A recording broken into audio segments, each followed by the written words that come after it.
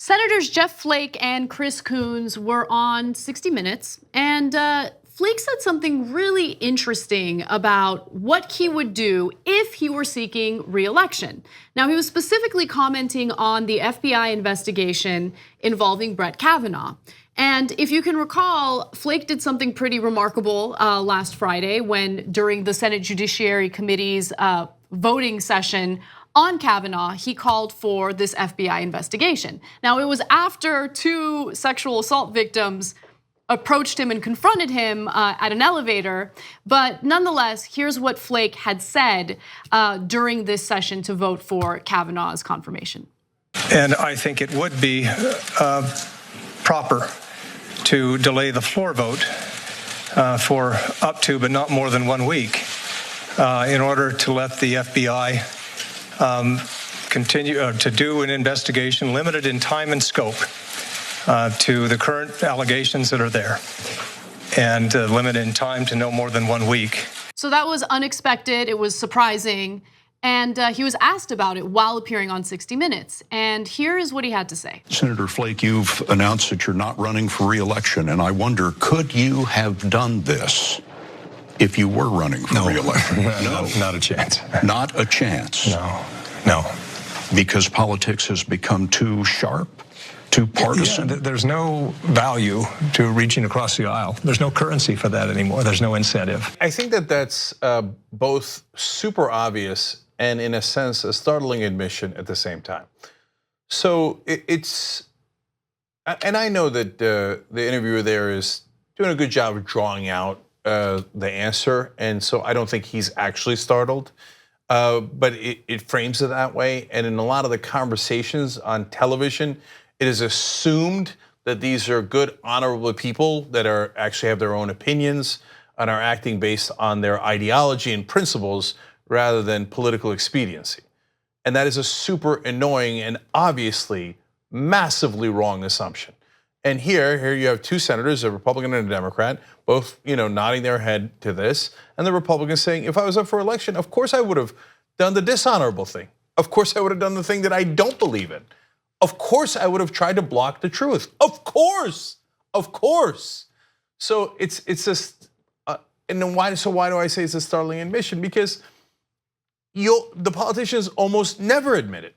This is Flake on his way out going, what did you guys think we were doing? Of course we're not gonna ever reach across the aisle. And so this is why, it's so frustrating, Anna, because when Obama was president, for 8 years, we said on this show, stop trying to reach across the aisle. Why? Because we're doing likewise? Oh, we'll punish you if you do that? No, because it is obviously not reciprocal. And anyone paying a modicum of attention to politics in today's environment understands that the Republicans will never reciprocate, because and it is a ridiculous, naive proposition that they have real principles and that they're making decisions based on anything but politics. And by the way, a lot of political expediency. It's not just about the votes, it's about whatever their donors told them to do. That's the people who determine whether they're gonna get elected more than anyone else. So for Obama to have played into that farce for about 6 out of his 8 years as president was atrocious. He was wrong. I don't know if he did it on purpose and he was just winking and nodding like, haha, I'll play along because I actually want the Republicans to halfway win. Or if he was really that ridiculously naive. And the entire Democratic establishment went along with that, and the entire media went along with that. Can I get an apology now? You were wrong and we were right. The Republicans were never ever going to bend. And it is about politics, it's never about their principles. So having beer summits with them is this, honestly, the dumbest, biggest waste of time.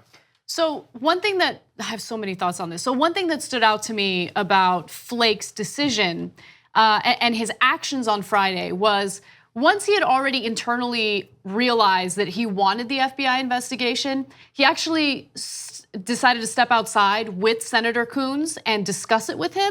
And so, as you know, Coons is a Democrat, and they're actually genuinely friends, which I did not buy into before, but I looked into it further, and they're friends. And the fact that they're willing to work together, would give me some hope if Flake didn't give up, right? Look, and I don't agree with Flake on 99% of things, but the fact that he's willing to look at a situation like this through the eyes of a human as opposed to a Republican it is a good thing. Now, let me just put that aside real quick. Oh, no, I know, but it's just, again, he's saying, I wouldn't have done that. I wouldn't have done the right thing if I was seeking re-election. So let's address that. As you guys know, when it comes to Kavanaugh, like I've mentioned the corporate donors, he's a very business-friendly, corporate-friendly judge, and I think that's one of the main reasons why there's this, urgency to push him through. That, in addition to the fact that he would probably help Trump in this whole Mueller investigation. But there's also a third issue here, right? And that is the voters. Cenk, you shared that survey, that poll that showed that the majority of Republican voters would still want to confirm Brett Kavanaugh, even if he did do this, even if he was found guilty of these accusations. What does that mean? I mean, they're doing this based on partisanship, right? Yeah. They're not doing this because they think that Brett Kavanaugh is a good guy or that they don't genuinely think that these accusations are horrible. They're doing this because Kavanaugh is their guy and they're going to support him no matter what. And so what are lawmakers supposed to do when voters are like this? Yeah. And now here's where the media will again do false equivalency. And they'll say, well, you guys are driving people to the left. No, we're driving them to the center based on actual polling. There's a giant difference between my Republican donor told me I have to fill in the blank, start a giant war, give a giant tax cut to the rich, make sure Kavanaugh is approved because he votes with corporations nearly every single time an issue comes up, and is one of the most draconian judges against employee rights in the whole country. So appealing to those donors, and by the way, a lot of Democrats do likewise, is totally different than actually appealing to your voters. Well, my voters don't want me to cut Social Security and Medicare. Yeah, of course you should be responsive to that. It'd be crazy not to be responsive to that. By the way, a lot of the mainstream media and the corporate Democrats do push you to be non-responsive to your voters. They go, how dare you? We need bipartisanship. Not on anything that would help Americans, but on things that would hurt Americans. It would be true bipartisanship to cut Social Security and Medicare, but the left doesn't want us to. No, 84% of the country doesn't want you to. That's a poll, that's reality, that's et cetera. Now, the Republicans, on the other hand, driven almost purely by corporate donor interests, say no, no, no, no, no, based on what those billionaire and multi-billion-dollar corporations want. That is a completely different animal. So please stop having disingenuous conversations. And I laid this out as a marker. Now, Flake just admitted it. Now we all know. It's not, what do you think, Flake's different? Do you think that the other Republicans are more principled? No one in their right mind believes that, right? So will the media now adjust and go, oh, well, of course, the politicians are doing things based on politics, right, and based on their donors' wishes, not based on what their voters want? No, they will never admit it. They will ignore this. This is the last time you'll see it in the mainstream media. I mean, look, I see a little more of a willingness to call out the politics, but definitely not the corporate donors. You hear very little talk, if any talk, about corporate donors and how much they influence these lawmakers to do the things that they do. But one other thing that Flake touched on that I thought was interesting was the issue of perjury. Now, Kavanaugh has been accused of lying on multiple occasions. Let's just focus purely on the last hearing that happened involving Dr. Blasey Ford. Totally minimized his drinking, lied about the Renata alumni reference in his yearbook. I mean, one lie after the other. And so Flake was asked, what do you think about this? What if he's found to have lied? What would you do? Let's take a look.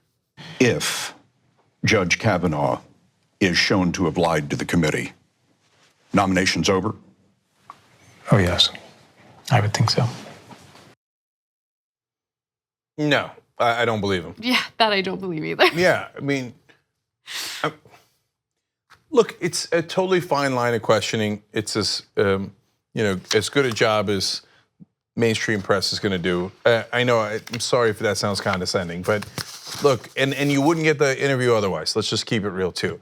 But if I was asking Jeff Flake questions, and there's a reason why he wouldn't come and do an interview with me, I would say, well, okay, Senator Flake, do you really believe that the Devil's Triangle is a drinking game? Or do you think that perhaps Judge Kavanaugh lied about it? Do you really believe that the Renata Alumnius is a reference to how much they respected that one woman that 14 guys referenced in their yearbook. Do you really believe that? Or do you believe that might have been perjury? Do you really believe that his references to, I mean, you can go on and on, Ralphing, boof, whatever, doof, whatever it is, right? Do you believe any of those things? Do you believe that his drinking was not in excess when almost all of his classmates say that he regularly drank to excess and was stumbling drunk and aggressive when he drank? We have all of these witnesses who account to that. He claims he's just a normal drinker. I mean, look, that's what drives me crazy about Kavanaugh and what leads me to believe that he's lying about everything. Because he didn't have to lie about any of those things. Right. No one cares if you drank a lot in college. I know you're trying to protect yourself. Well, if I drank a lot and I might have blacked out and you might think that I did this thing. I understand that whole context. But if he said, look, guys, I didn't do the sexual assault, but yeah, I drank way too much in college, no one would have cared. But he's a natural liar. And he has said, let alone to politicalize the Pickering, the Manuel Miranda lies from earlier hearings. So it's not true that Flake thinks lying would disqualify him. I guess what he's alluding to, if I'm going to be generous to him, is if he lied about the sexual assault, then that would be disqualifying. And yes, if they proved that, I would imagine it would be disqualifying for a lot of people, not just Flake. Right, yeah. I mean, look, if that's what he's being specific about, it wasn't clear in that answer. But remember, that Senate Judiciary Committee vote happened the day after that special hearing involving Dr. Blasey Ford's testimony, and it was so clear that he was lying in that case. So clear. I mean, there were so many references. By the way, one reference that we just didn't have time to get to last week when we covered all of his lies was that he kept reiterating that when he was 18, at that point in Maryland, it was legal to drink. No, it wasn't. No, it wasn't. At that point, the law had already changed to 21 and older. Yeah, come on. See, that's exactly what I'm talking about. What a ridiculous lie, because it's such a minor issue. In this case, quite literally. Who cares? You drank as a minor. No one cares. Why does he lie about that? No, because I did everything right. I was a choir boy. I didn't drink to excess. I didn't drink when I was a minor. I never broke the law. Why? Because he's lying. He's lying about this, and this. I mean, again, it's not a great guy to quote, but James Comey in the op-ed saying when you're an investigator, little lies usually are indication of much bigger lies. And he lies about every little thing when he doesn't need to. It's almost like an instinct. I think I've seen that somewhere else before. Trump. But look, this FBI investigation, we're all on the edge of our seats. The whole country, I think, is on the edge of our seat. If they do a real one, my guess is they will expose many different lies. Here, look, I'll give you a sense of what's coming up next. They're talking to Debbie Ramirez, the one who made the allegation about him Kavanaugh exposing himself to her and putting a penis in front of her face while they were drinking. She then gave a list of the people at the party. If they get one person to confirm that that's exactly what happened, bad news for Kavanaugh. Now look, if they get no one and people say we were at the party and it didn't happen, good news for Kavanaugh. So we're all on the edge of our seat. 2 easy ways to follow the Young Turks. One is hit the subscribe button down below, then you're a TYT subscriber. And second is ring the bell.